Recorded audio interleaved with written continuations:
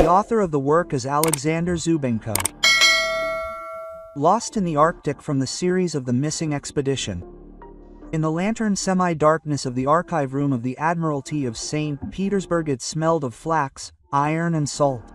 A notebook was taken out of a dark box, thin, warped by seawater.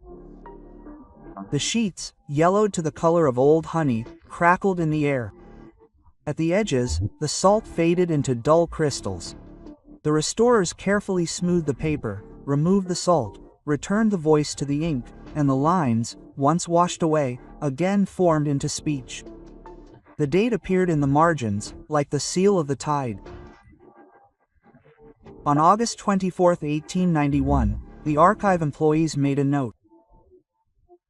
The text was restored and edited, but behind it there is not a dry document, but like the click of a lock, a crack in a door, behind which the sea roars, and someone hurriedly leaves, forgetting to turn off the lamp. Entry 1. My name is Alexei. I am writing a diary entry while Vasily wanders around the island looking for his missing comrades. Something strange is happening at our lighthouse. 2 months ago, 2 of our partners disappeared without a trace while waiting for a launch from the mainland, where they were supposed to be taken for a vacation. The 2 of us were left alone. The launch never arrived. It is missing, and to this day, it seems like we have been forgotten. We searched for our comrades all over the island, searched almost every yard of land, and found no one. The dog, which had previously lived in a kennel, also disappeared with them. The chain is in place, but the dog is gone. Along with the disappearance of our partners, all the living creatures disappeared. First the birds, then the animals. The lighthouse tower sends out light, but it is somehow empty, dead, creepy and strange. Vasily says that these are the machinations of some spirits that have been visiting our lighthouse for a long time. A month ago, something completely absurd happened. Having given up on our search, we spent the entire evening in our lounge, afraid to go outside. The island was silent, as if it had died out completely. Not a sound, not a rustle, not a murmur of wind. As I write this, my hands are shaking with fear. We stayed up all night, listening outside. In the evening, we locked ourselves in the tower, and after a while it seemed to us that the lighthouse was beginning to tremble. This trembling intensified at the moment when thunder rumbled over the observation deck. The force of the blow was so enormous that our ears were blocked. Now the stonework did not tremble, but shook. It seemed as if all the heavens above us had opened up. No downpour, no rain, only deafening peals of thunder. Recording 2.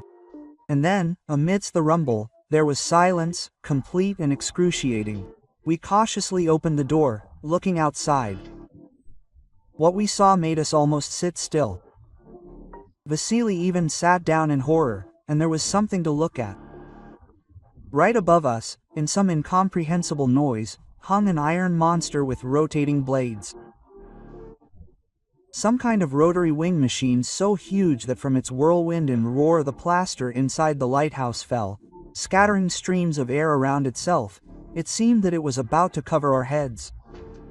This monster hung above the tower. Then, rotating its screws, it flew around, raising a whirlwind of dust from the ground. We were almost blown away on the spot. Vasily fell to his knees, frantically crossing himself, and I still could not get a good look at this colossus. I had never seen anything like this before. For a machine to fly through the air, this is the real hunt of hell. This colossus was so perfect, not at all like a man-made creation, rather like a heavenly deity, nothing else. The last entry. I am finishing writing. Today is August 24, 1891. What will happen to me, I do not know.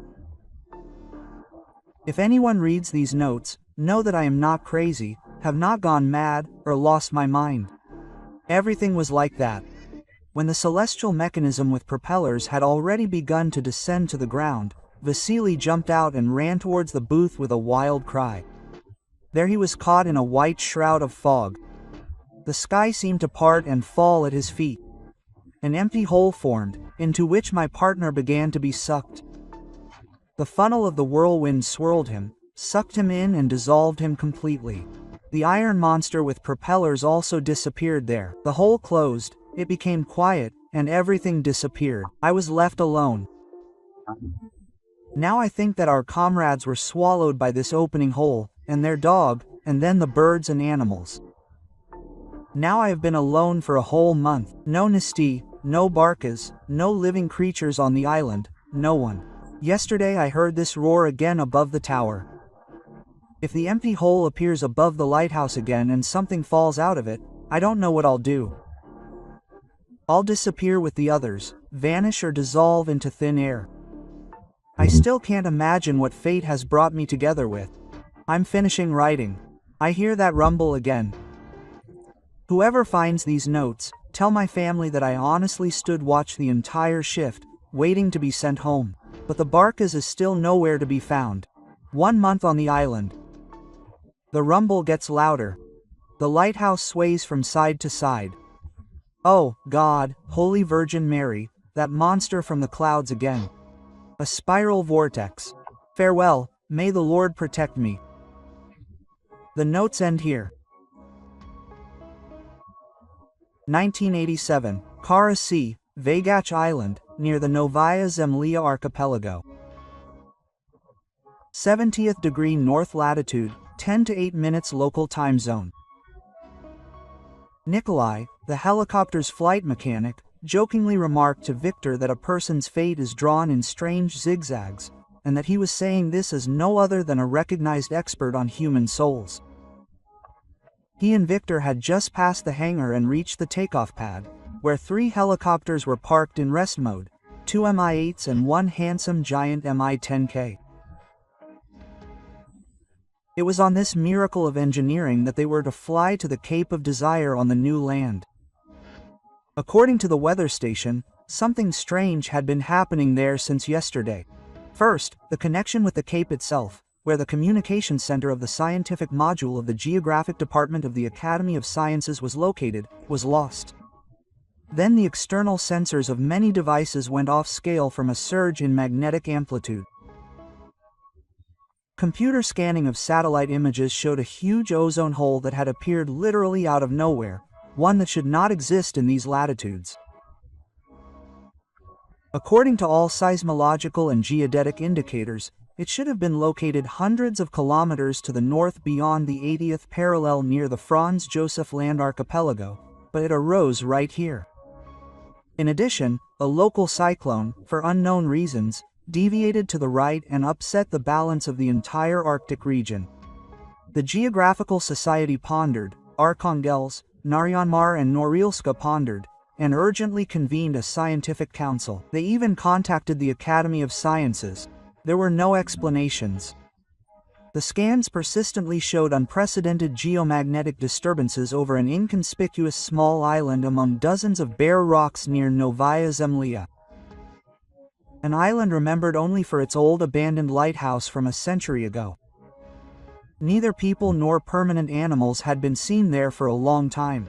From the air, a dilapidated tower covered in mold or scaly grass was visible. Rare birds nested on the rocks, and in a small forest deep in the island, no movement was noticed. The reasons for closing the lighthouse had been forgotten over the years, and for 100 years, the island had been empty. No boats had come here, no ships had moored, and even helicopters had not landed. But then a cyclone that suddenly turned toward the island and an ozone hole that had appeared above it literally out of nowhere were discovered by scientists for the first time. That is why a helicopter crew from the Northern Deployment Department was sent on reconnaissance. Second pilot Victor and flight mechanic Nikolai confidently walked toward the machine along the takeoff pad. And the older Nikolai was teaching his younger partner Vidya, who had just turned 25, while Nikolai himself was already over 40. Both friends were inseparable, having flown out more than once to such dubious natural phenomena, which occurred in the Arctic with enviable regularity. Victor did not immediately understand what his partner was getting at.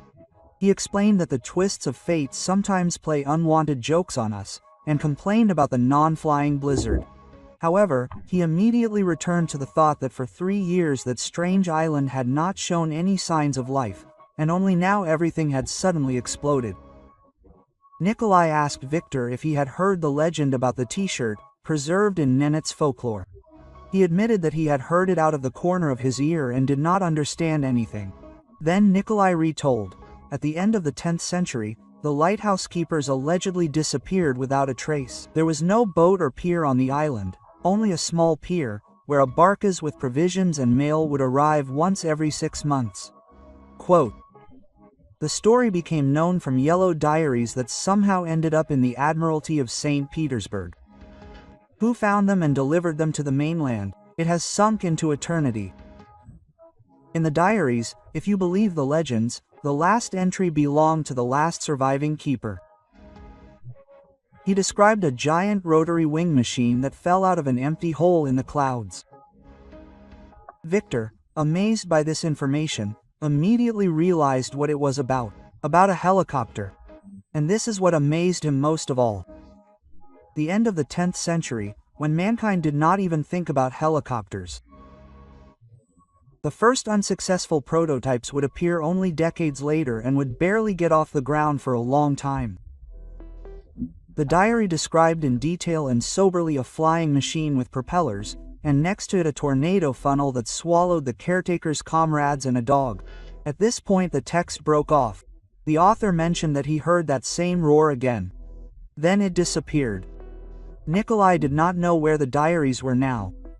They were probably in the archives of the same admiralty.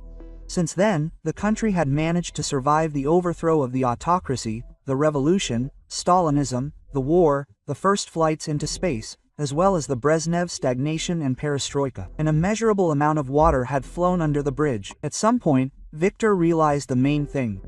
They were heading for the very island where the lighthouse keepers had disappeared. Nikolai, noticing his comrade's bewilderment, only encouraged him and suggested hurrying, since the crew commander Andrei was already waiting for them at the ramp and frowned, and they would talk about everything in the air. They had to fly for at least 5 hours. First to Vagach Island, go around it and go deeper into the scattering of islands. Communication with the radio room of Vagach Island was still silent. Andrei would tell them the details after takeoff. They approached the takeoff pad just as the mechanics were unhooking the refueling hoses. Andrei paced the area, his hands behind his back, sullen, looking at his feet. The commander was in a bad mood. The friends decided that the faster they took off, the sooner they would return, and without distracting the commander from his thoughts, they, having passed the long tail boom with portholes, climbed up the ramp into the cabin of the huge machine. There, 2 scientists from the Academy of Sciences were already waiting for them, specially sent to identify such an incomprehensible natural phenomenon. 10 minutes later, the helicopter, gaining altitude and dissipating turbulence flows, took off from the site, heading for the islands of Novaya Zemlya. The unknown awaited them there. To relieve the oppressive silence, Nikolai began to reason. They say that there is so much life on Earth that it would be enough to populate 50 planets like ours. From viruses and bacteria to animals and people.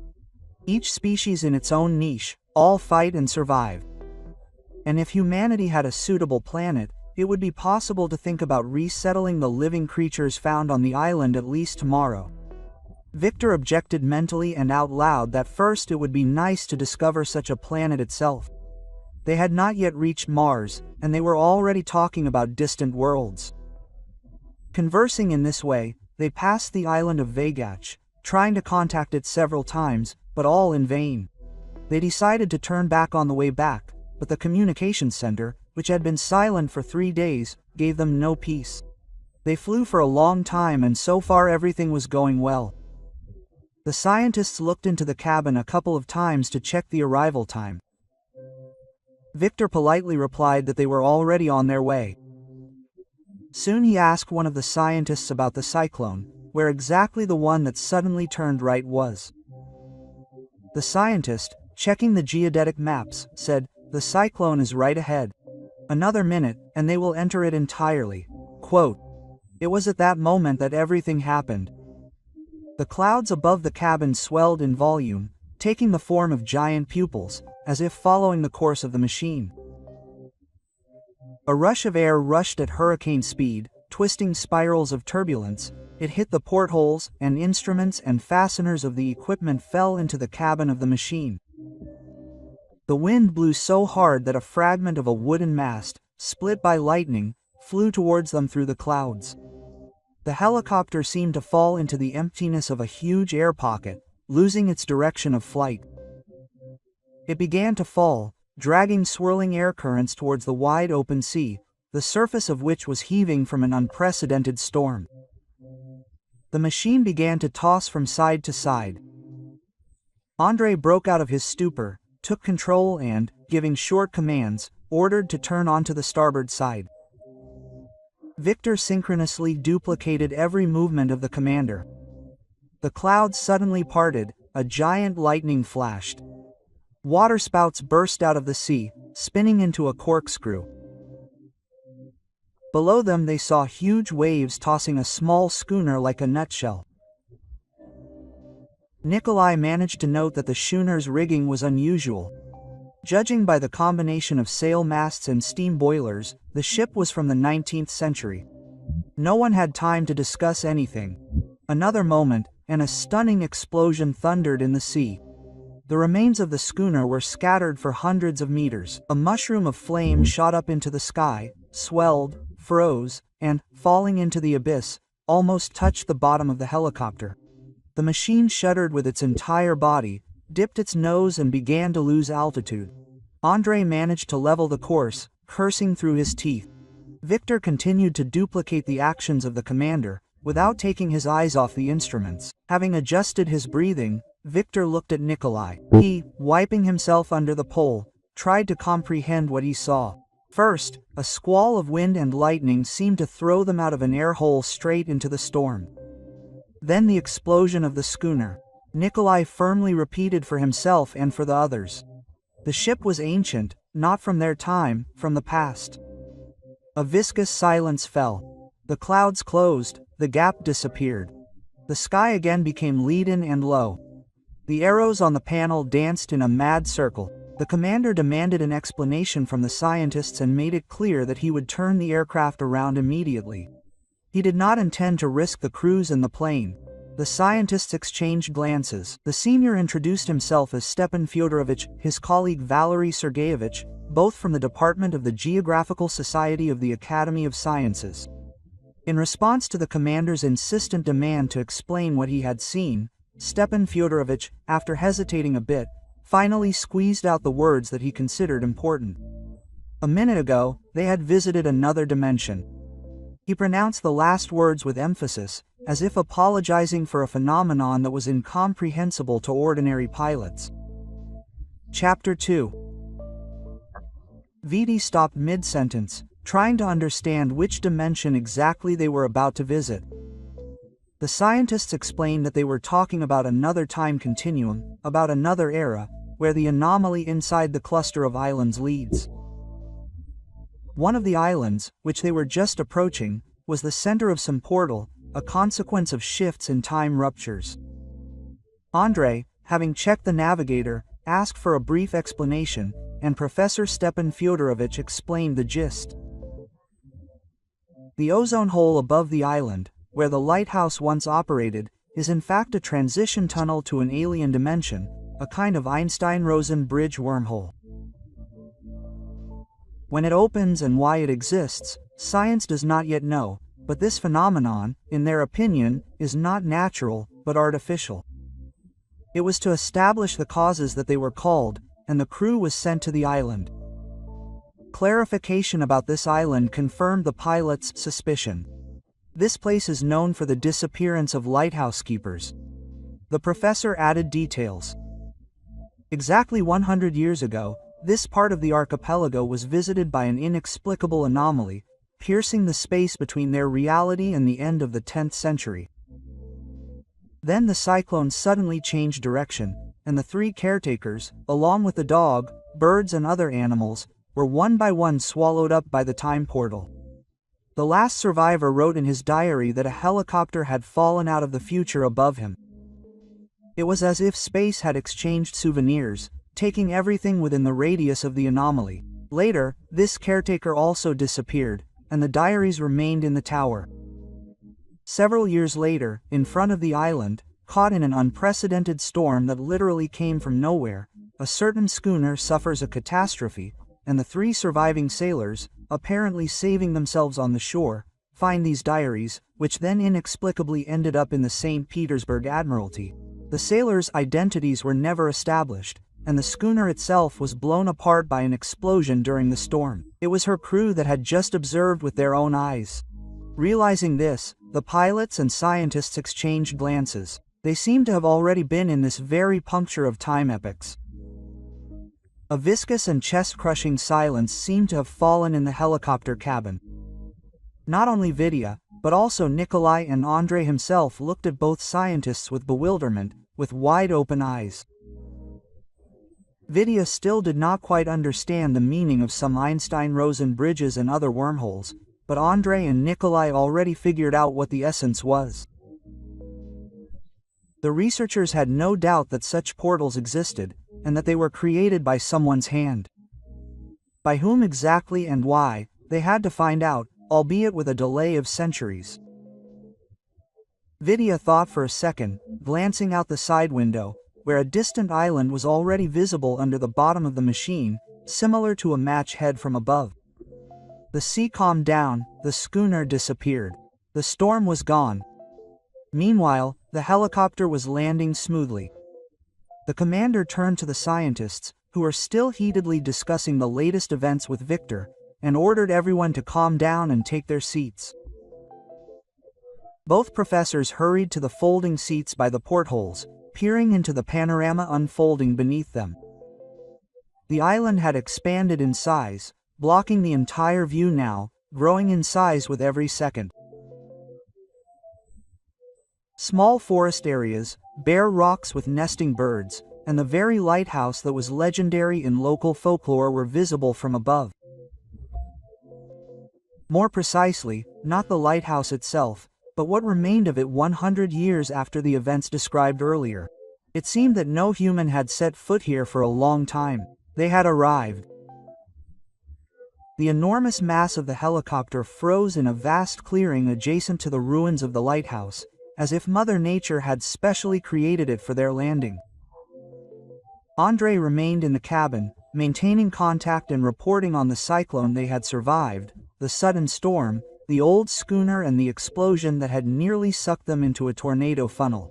2 scientists, taking strange devices, went into the tower and disappeared there for an hour. Vidya was eager to go with them, but they wouldn't let him in, citing some kind of top-secret secrecy signed by the minister himself, citing some protocol that forbade crew members from going up into the tower with them. Vidya walked aimlessly around the area. An empty barn, a decayed doghouse, the remains of an overturned boat. The silence was unnatural, as if everything had died out, neither the animals in the depths of the island, nor the birds overhead. Although they had seen a couple of seagulls with nests on the shore during landing, Nikolai had noted the same thing while walking along the rotten fence and shuddered from the deathly silence. When Vidya's impatience reached its limit and it seemed unfair to him that they were being kept away under the pretext of secrecy, Nikolai caught an alarming low hum, as if coming from underground. He assumed that there could be dungeons under the lighthouse, like many old lighthouses of the 10th century. Vidya was fired up with the idea of looking there before the scientists returned. Nikolai warned the commander and grabbed the miners' lanterns. The ground underfoot trembled slightly. Dry leaves fell from the bushes. Even Andrei in the cabin took off his headphones, listening to the growing hum, and was amazed to see how the lighthouse observation deck was swaying. Then everything happened at once.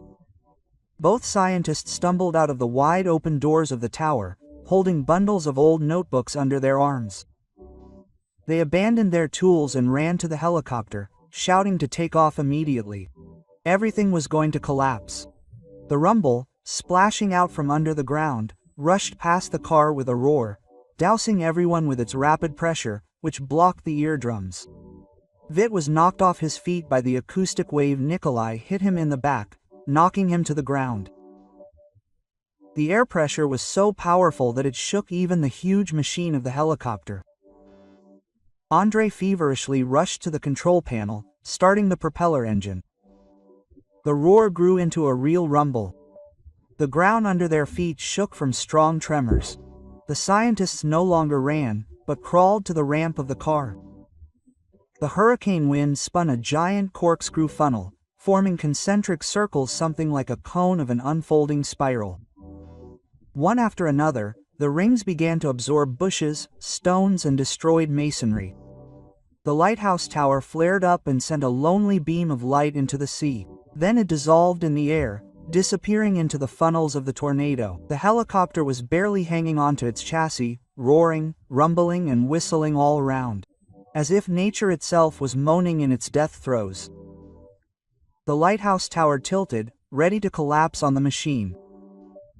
A moment later, lightning flashed and a stunning clap of thunder was heard.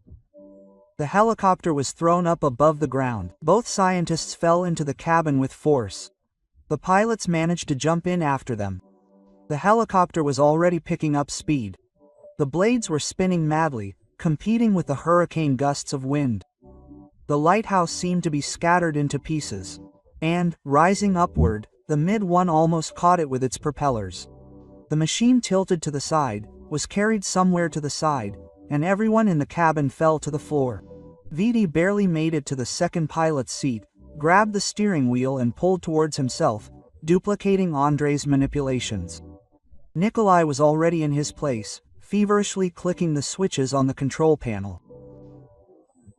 Another moment, and they almost crashed into the observation deck, which flashed a beam one last time and collapsed in a split second on the spot where the car had just been. There was a rumble of falling stones. Then a table of dust rose up, blocking the viewpoint. It was at that moment that it all ended, like a picture being cut with scissors. Everything froze in an instant, turning into an immobilized frame, as if the stop button had been pressed in a movie. For a split second, all movement of air masses ceased. The same cyclone that had gone off to the side swept over the island. But the whirlwind of the tornado suddenly froze in place, turning the clearing into a realistic picture of a blurred and frozen space by Salvador Dali. There was something mystical and eerie in this frozen pose of nature. No sound, no movement. The machine hung above the ground, as if it were enveloped in some transparent, motionless cocoon. The sky swelled above them, turning leaden clouds to the sides. The blades of the machine did not move. The helicopter hung in emptiness, and then everyone fainted. No one heard a sound or felt any movement. Darkness rolled over everyone at once. People collapsed, some standing or sitting, as if switched off. However, the autopilot worked. The machine hummed dully and began to pick up speed again, although no one in the cabin felt it. Andrei slid softly out of his seat. Nikolai, glassily looking into nowhere, leaned against the beam. Vidya remained by the seat in an awkward pose. The scientists, holding on to the yellow documents, sprawled under the folding seats. The helicopter rocked, lifted up and lowered back into place, as if someone's giant invisible hand had carefully pushed the machine forward. It was at that moment that a frightened figure of a man, hunched over in horror, appeared from the ruins of the lighthouse, his head raised and his mouth open, running somewhere towards the barn, stupefied, casting glances at the iron monster that had appeared out of nowhere. For a second or two he crawled along the ground, covering his head. Then the space opened up like petals and swallowed him up, and he disappeared completely. This was the last lighthouse keeper, carried away by the wormhole into the opening space of another reality. A moment later, everything went quiet. The island fell into the hole that had formed in the Einstein-Rosen time tunnel. The last surviving lighthouse keeper managed to see how the rotary wing machine flashed in the void, flared brightly and in a split second dissolved in the air, disappearing forever. This is the entry he will make in his diary on the last page, so that years later it will end up in the archives of the Admiralty of St. Petersburg. How the diaries got to the continent and what exactly happened to the last caretaker on the island will remain a mystery to history. No one will ever hear about him again. But it will not be here. It will be in another dimension, in a completely different space of the time vector, in another life and another reality. And meanwhile, Chapter 3.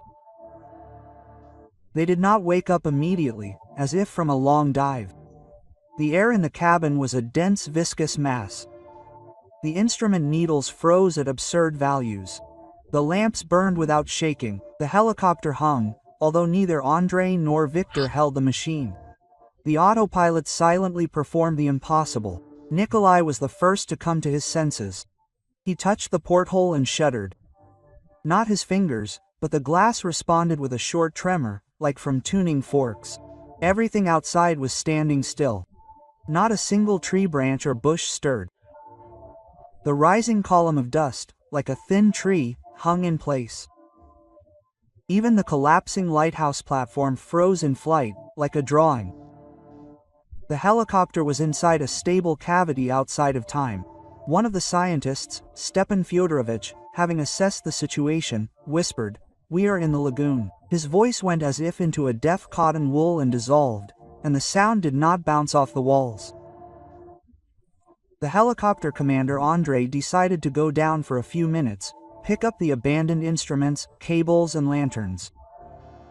Victor and the scientist went with him, and Nikolai was ensuring at the winch. With each step toward the ramp, the metallic taste in the mouth grew stronger. It was so quiet outside that the silence could be seen. Transparent fibers of air, like thin veins stretched between the stones. They walked through the motionless dust, as if cast from a single piece, and stepped through the open doors of the tower. Inside, there was a smell of burlap, iron and salt, but the smell did not change, as if time had not had time to bring its nuances. Under the vault, behind the rubble and fallen brick, a narrow cast iron staircase opened up. Valery Sergeyevich shone the light down. The well went into the darkness for several flights. Logically, there should be a basement below. Soon they went down. At the level of the third flight, the walls turned into smooth masonry, like polished basalt. On the platform lay a dog chain, whole, without jerks or breaks, but tiny bubbles were frozen in the links, as if the metal had momentarily become liquid and then solidified again. A moment later, they heard a strange noise.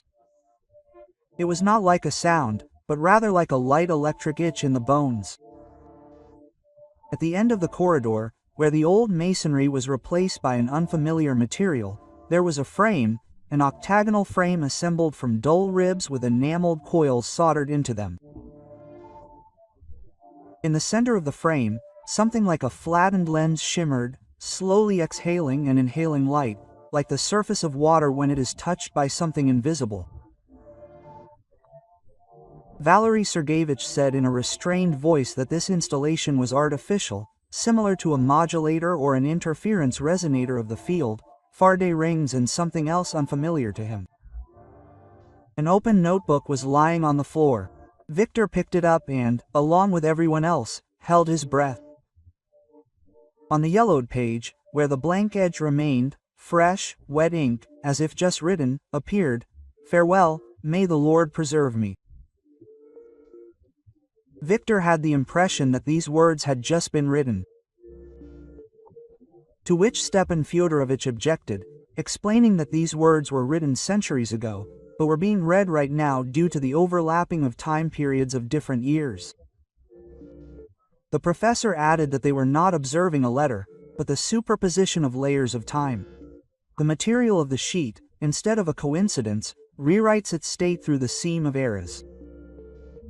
Then the professor took a small ceramic pendulum out of his bag, a cylinder with a threaded rod, and inserted it into the socket on the edge of the frame. Valery Sergeyevich immediately understood the idea and felt the second socket. A pair of regulators, as if adjusted in advance, stood 1-to-1. It was felt that someone had once calibrated the phase and quality factor here. Stepan Fyodorovich supervised the process. Their task was not to turn off, but to stabilize the installation, to bring it to a minimum amplitude, otherwise they could be turned out. With each turn of the thread, the lens in the center trembled and became thinner, sometimes gathering into a tight, almost solid glass, sometimes dissolving into ripples. On the floor, next to the notebook, a faint glow appeared, like a swarm of fireflies, as if a thin flower of light was pouring out of the air. Valery Sergeyevich whispered that the installation was working, remembering, writing and copying. Andrei saw that the scientists were so carried away by the process that it was impossible to do without his intervention, since at any moment they could remain a prisoner of the basement forever. He ordered them to leave immediately. The scientists tightened the regulators with lock nuts so that the unit would not return to its previous course, and, taking the notebook, skidded up the stone steps. When they were almost at the exit, another episode happened, short but piercing. A drop of water slid down from the side of the stairs from the semi-darkness of the upper flight. She rolled along the edge of the step, and in the lagoon broke up into a chain of beads and hung. The beads hung in the air, like a thread of glass, and each one reflected the same flattened lens, only in miniature. In the reflection, a confused look flashed for a second. Someone else's face, like on an old record, with sunken temples and eyes that could not bring themselves to believe. A moment later, the face disappeared, as if it had been sucked in by a back wave. It was an imprint, not a person, and this made the scientists quicken their pace. And ahead, the helicopter waited, motionless, as if suspended by a thread. Nikolai, holding the winch handle, finally heard the sound, the first in all this time, his own exhalation. When the cabin hatch hit the grooves and the locks went in, Andrei turned on the power gain mode. The world rocked slightly and moved. The hanging dust fell at once. The lighthouse platform dove down like a stone into water. The silence broke, and the lagoon let them go. Somewhere inside, at the level of the stomach, joy gushed over each of them. It worked. Chapter 4. The massive body of the Mi-10 helicopter broke out of the air pocket and emerged from the thickening milky white fog. New land. Slightly dented by the hurricane and having been in another dimension, it survived almost without damage. The dumbfounded pilots with 2 scientists on board looked down at the wide panorama of snowy expanses of a huge island that had appeared out of nowhere. They had just been thrown out of the thickening milky white fog by the pressure, and all 5 of them had not yet recovered from the events that had recently swept over them. Now the Earth was rushing towards them. Communication with the scientific module of Vygach Island turned on immediately. The ether cracked with interference. The operator on duty confirmed that he saw the aircraft on the radar and requested landing. Andrei, barely able to cope with the excitement in his voice and the buzzing in his head, confirmed his intention to enter. Recognizing the familiar timbre on the other end, he mentally noted, Vladimir is sitting at the control panel. The commander, by inertia, tried to find out why the module was silent and did not go on the air. The answer made him wary. On Vygach Island, they assured that they had been in contact with the mainland yesterday, with Norilska an hour ago, and now with Naryan Mar. While the helicopter, having banked, was descending to the site, Andrei asked for the date. The received number fell upon the crew with an icy guess. The duty officer, switching from an official tone almost to a shout, reported that contact with the Mi-10 was lost 8 days ago, and since then, a search has been underway along the entire coast and islands of the archipelago. Teams from the northern deployment departments have been raised into the air. The fishing seiners have been given coordinates for bearing. The detection satellites scan all the nearby squares of this polar region. The country is looking for the missing aircraft and demands an answer to where it disappeared. The crew commander looked with a shocked look at the funnel spreading in the sky, from which the branching arms of the spiral went into the clouds. Viti gasped and leaned back in his chair. A piercing, apologetic silence arose in the cabin. A crushing silence. They realized a simple and terrible thing. They had been absent from this world for exactly 8 days. Andre held the course and tried to collect the thoughts that had scattered in his head. Black streaks stretched along the fog. Obscene figures of interference danced on the screen of the onboard radar. He was in contact with the operator on the island and reported on the state of the aircraft. At some point, Valery Sergeyevich, as if in a daze, took a bundle of notebooks out of his bag, and then jumped up abruptly, listening not with his ears, but with his gut, as one listens to the trembling of the earth. He said that since the node in the basement was not completely extinguished, but only propped up, its energy was looking for a new outlet. The funnel could reach the helicopter, even if they reached the mainland. He did not explain anything else. Only urgency was felt in his gestures. The found things had to be somehow preserved, locked away from the funnel, which was about to open up again. Andre cursed and ordered that the found things be immediately disposed of. The professor shook his head and said that these were not things, but a principle. But there was a chance to pay the bridge with souvenirs, those that he had already taken once and given away once. Now he lacked balance. We took the notebooks, they must be returned. After the professor's statement, the decision matured without words. The found things could not be left in the helicopter. The funnel took everything it could reach, living and non-living. The only hope was to give these papers to the phenomenon itself, to allow them to cross the time boundary and get to where they had already been found once. Andre continued to keep the speed up, and the others, each in their place, assembled an improvised container and thought about how to feed it into the white fold of air while it was open. They acted quickly and precisely, as if on a simulator. Nikolai pulled the gun halyard off the emergency box, checked the weave and felt the eye. Kluk pulled up a flat plastic capsule with a hermetic lock and a screw-on lid. The material was slippery from salt and frost.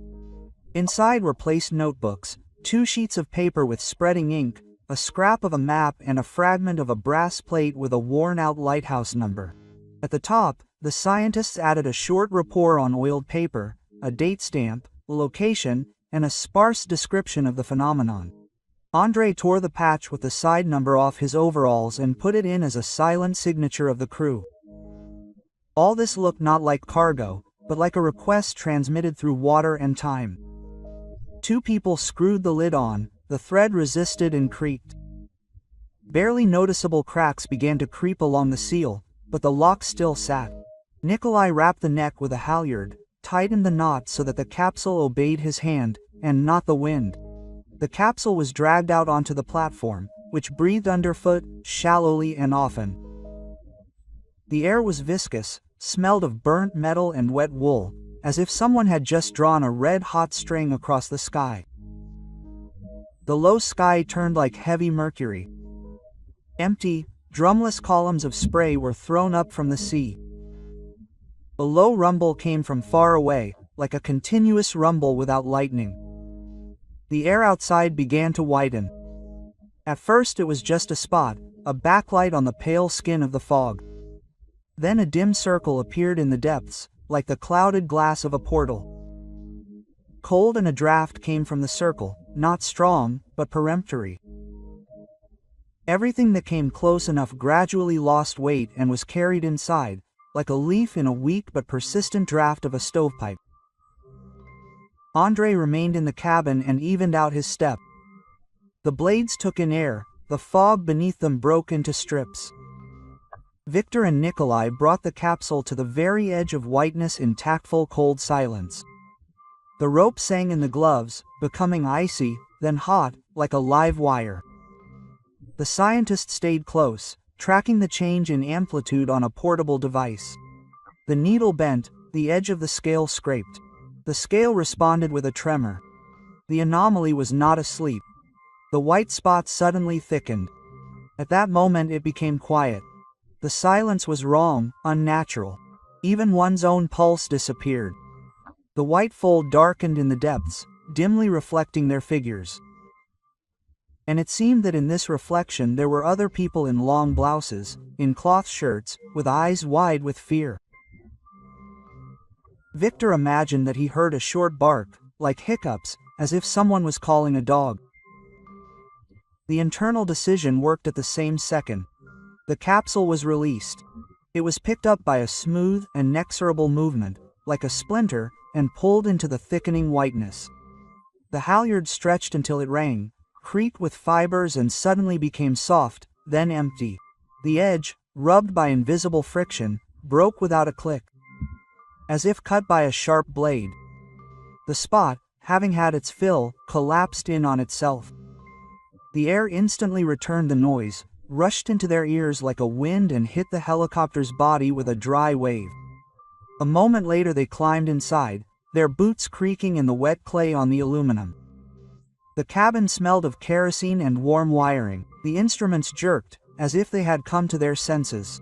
Nikolai closed the hatch, clicking the handle. Andrei smoothly pulled the step. The blades took to the air. The machine, as in water, slowly stretched upward. And then the ground moved. First, something sank in the side porthole, as if the ground had sunk by the thickness of a board. Then the hole went like a wave, and everything below seemed to float. The air curled into a tight corkscrew. Andrei barely held the steering wheel. Victor, holding his breath, duplicated. The machine was listing. Soon the machine, squeezing every horse out of itself, went up, but an invisible weight held it by the belly. A shock wave, dry as a bone, pierced the hull. The portholes filled with milk. The air became viscous, like resin. The blades cut it silently, and it seemed that they were standing, dangling on invisible threads. Andrei and Nikolai exchanged glances, realizing that there was no point in hoping for an autopilot. Taking a deep breath, Nikolai pulled a small aluminum can out of his pocket, a signal container with caramel for emergency rations. Sharply clicking the lid, he stuck a short note inside. We were 1987, Mi-10, crew of 5. Funnel ejection method. Pass it on to whoever finds it. Then he squeezed the can into the pocket of the emergency net under the seat, just in case, not hoping for anything. Then the border closed. For a second, time evaporated like steam. The noise disappeared. The blades of the rotor blades became motionless, like a pattern on glass. The clouds shrank into a circle, like a rainbow film on a puddle. No weight and no fear. Only knowledge, like a plaque on the wall. What happens next will not be here. The spiral suddenly came to life and began to spin in a mad circle, sucking in the airspace along with the helicopter. At that moment, there was a deafening bang, as if a giant soap bubble had exploded. Magnetic storms raged. Streams of air masses rushed over the island. This was the cyclone, which had changed its direction before, starting to move. In a second, the body of the machine was swallowed up by a swirling spiral of a funnel, carrying it away into the expanses of another parallel dimension. The radio operator's shrill cry broke through the vortex of interference on the air. A flash of blinding light and the roar of magnetic disturbances cut off the last phrase. The vector beam aimed at the approaching machine disappeared from the radar. The space around the island tied itself into a kind of knot. The clouds soaked into the funnel. For a moment, a giant mushroom burst out of the center of the spiral. It swayed in the air and, dissolving, soon disappeared from sight. The junior pilot's scream was cut off on an inhale. The bodies of the 5 crew members were spread out across the cabin of the helicopter, turning them into a shapeless, spreading spot of something incomprehensible. A moment later, they disintegrated into atoms, dissolved in a meson cloud and disappeared into the other world and the people's space. The cyclone shifted the air masses and, exhausted, soon died down. The Mi-1 helicopter no longer existed in this world. It was swallowed up by the void. Afterward, One winter day, when the hills on Vigach Island stood like black crumbs amidst the whiteness, and the polar lights time after time ripped the sky with green knives. A Nenitsa boy and his father were walking on the frozen ice. They were squelching their fur boots through the snow slush and talking about their luck, about how the wolf had outflanked the pack, and about how the midges would come in the summer. On the shore, where the hummocks were folded like the bones of a giant, they noticed a flat white washer, covered with an icy crust. The boy scraped the ice with his knife and knocked off the crust. The metal gleamed like a fishtail. The thing was foreign, heavy, with carvings along the edge and with the smell of snotty, salty resin. They did not know what it was, but they knew that they couldn't throw it away. They brought it to the tent, warmed it by the fire and twisted the lid. Inside lay notebooks, wet, wrinkled like a sailor's palm, a scrap of a map, a green plate with a lighthouse number stamped on it. There was also a dirty piece of thick fabric with worn-out letters that neither the father nor the boy could read. The papers smelled of iodine and machine oil. They put everything in a canvas bag.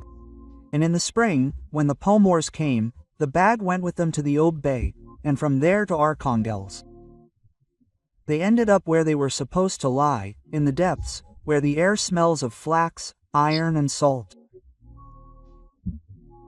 Sometimes, when the archive guard quietly drank tea in the empty hall, something in the far box barely rang, as if the rubber lid was breathing slightly, the rustle of notes, the life of ink, the slow movement of salty memory. Years later, in the era of other devices and other words, restorers, having removed the salt, smoothed out the paper. A date appeared in the margins, like a tide stamp, August 24, 1891. In one of the bindings, between the pressed-in crust and the weak brown sheet, another piece of paper was found. A paste-up on oiled paper with a smudged pencil. We were in 1987, and below, a crooked, childish but firm grove could be read, as if written on a rocking boat. Pass it on to Arkhangelsk. No one could say for sure who exactly found the notebooks, how they had floated through the years, and in which compartments they had been whispered about in the south. No one would ever know that the small aluminum box with glued caramels remained lost in the nets under the chair. It had been carried away along with the chopped-up time. But sometimes on February nights the air suddenly begins to hum over the white deserts of the Kara Sea. And from beneath the clouds, as if from another layer of the sky, a spiral of light flows down for a second. A flock of seagulls shudders on their nests, sand pours down from the cliff, and it seems as if a flat white washer with a threaded edge is about to emerge from this spiral. Then the sky closes in, everything becomes as it was, and as it will never be again. And somewhere beyond that border that cuts the world like a knife, people in the cockpit of a large, beautiful machine sit as they were caught by eternity. The commander with his hand in step, the second pilot with his shoulder pressed against his chest, the mechanic with a stubborn crease at his mouth, and two scientists with notebooks on their chests. Around them there is motionless air in which specks of dust float, similar to sea salt. They are like an old photograph, no past, no future, only a moment, inflated to infinity. And maybe someday a summer cyclone will take another wrong turn. Lightning will split the clouds. And an invisible hand will push the machine forward once more, returning it to where call signs and hot tea await in the radio room. Or maybe not. History likes to close itself in rings. And one of these rings, heavy and cold, lies on an archive shelf, smells of flax and salt and whispers in the folds. We were.